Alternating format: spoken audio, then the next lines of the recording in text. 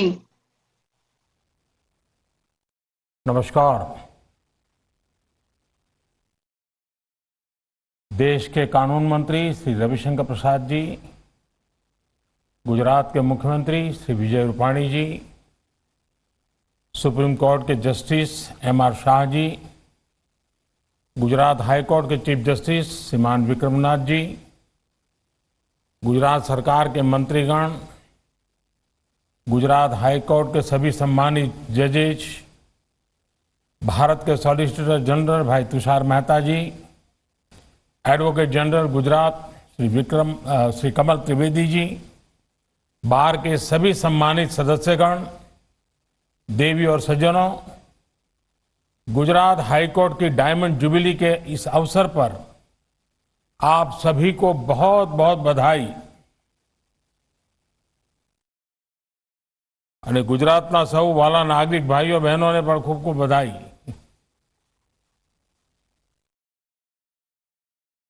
पिछले 60 वर्षों में अपनी कानूनी समझ,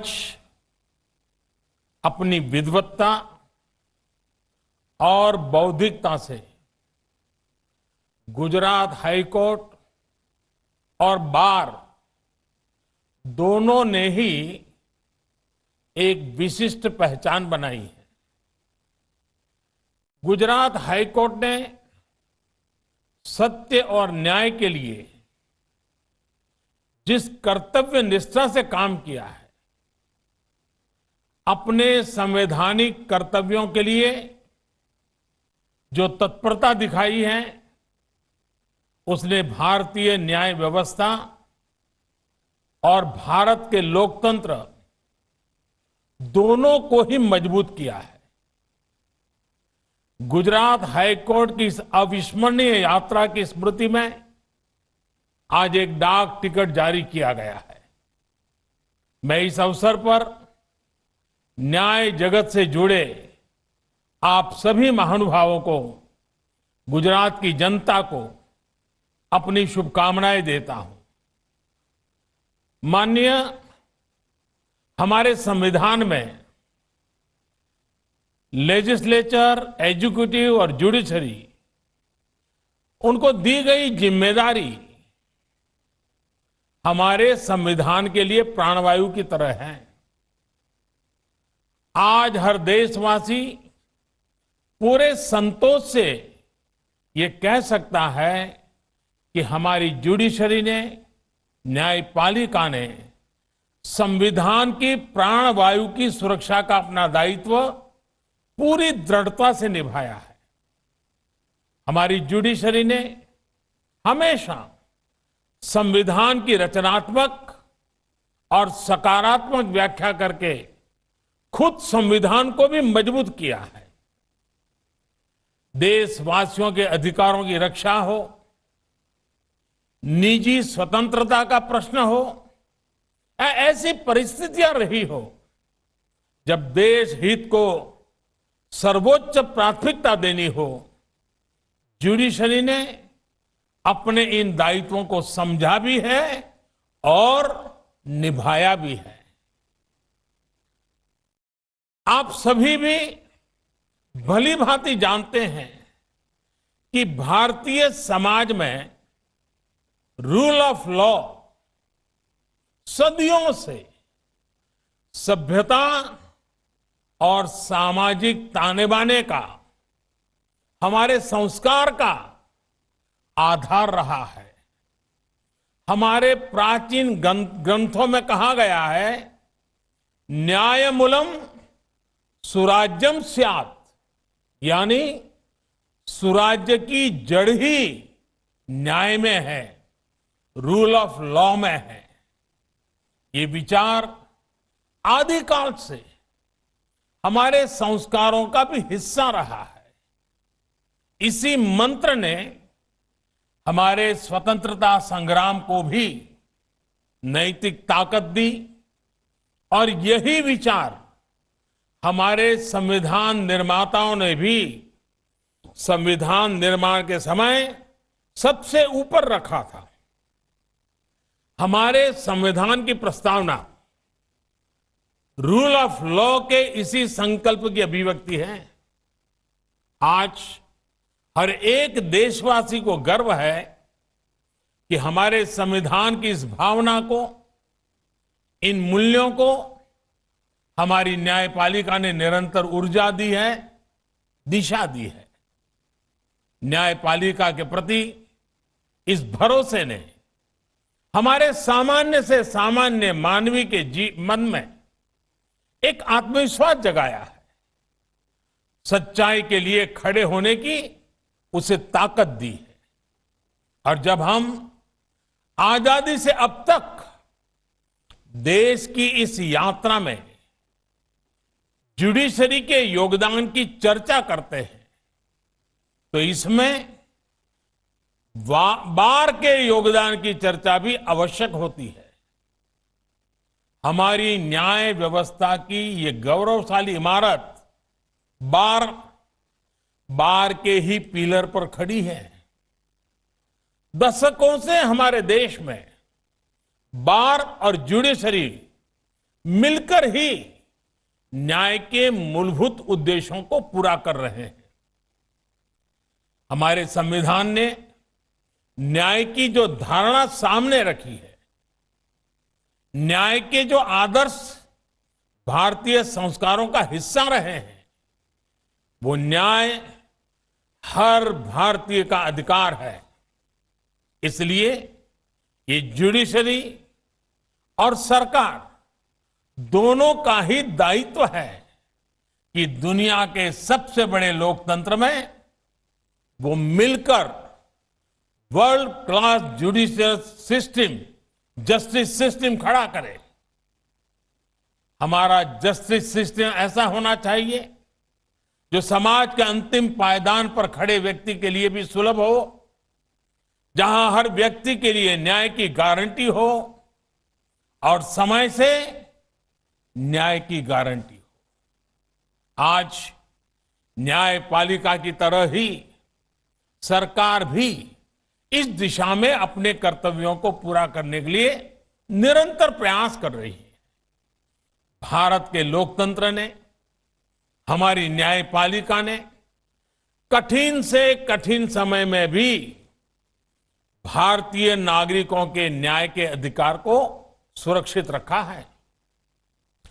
कोरोना वैश्विक महामारी के समय हमें इसका उत्तम उदाहरण फिर एक बार देखने को मिला है। इस आपदा में अगर एक और देश ने अपना सामर्थ्य दिखाया, तो दूसरी ओर हमारी न्यायपालिका ने भी अपने समर्पण और कर्तव्य निष्ठा का उदाहरण पेश किया है। गुजरात हाईकोर्ट ने जिस तरह लॉकडाउन के शुरुआती दिनों में ही वीडियो कॉन्फ्रेंस से सुनवाई करना शुरू कर दिया, जिस तरह एसएमएस कॉल आउट, मुकदमों की ई फाइलिंग और ईमेल माय केस स्टेटस की सेवा शुरू की गई, कोर्ट के डिस्प्ले बोर्ड की यूट्यूब पर स्ट्रीमिंग शुरू की गई, हर दिन जजमेंट्स और ऑर्डर्स वेबसाइट पर अपलोड किए गए। इन सब ने यह सिद्ध किया है कि हमारा जस्टिस सिस्टम कितना एडेप्टिव है और न्याय के लिए उसके प्रयासों का विस्तार कितना ज्यादा है।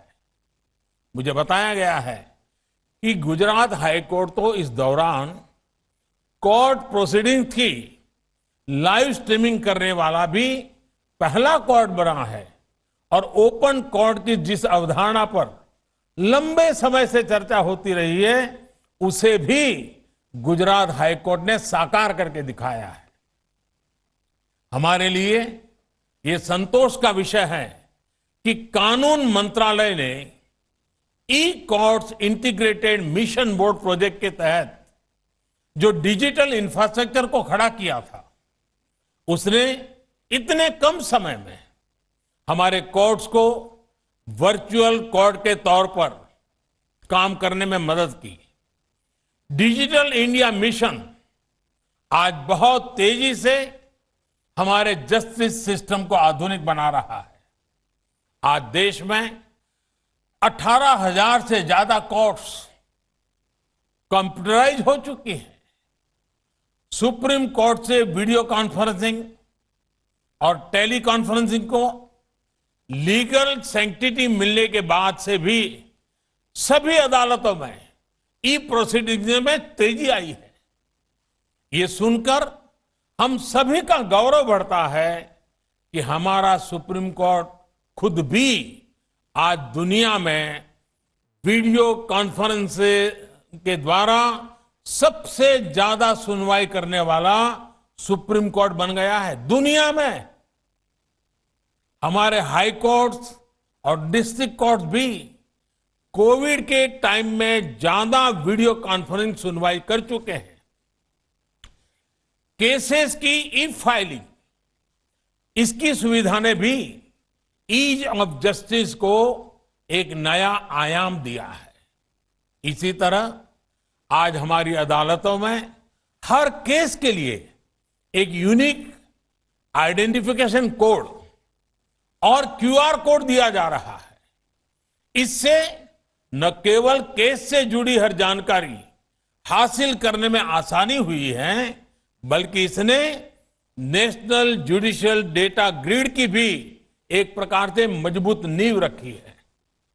नेशनल जुडिशियल डेटा ग्रिड के जरिए लॉयर्स और लिटिगेंट्स केवल क्लिक मात्र से सभी केसेस और ऑर्डर्स देख सकते हैं।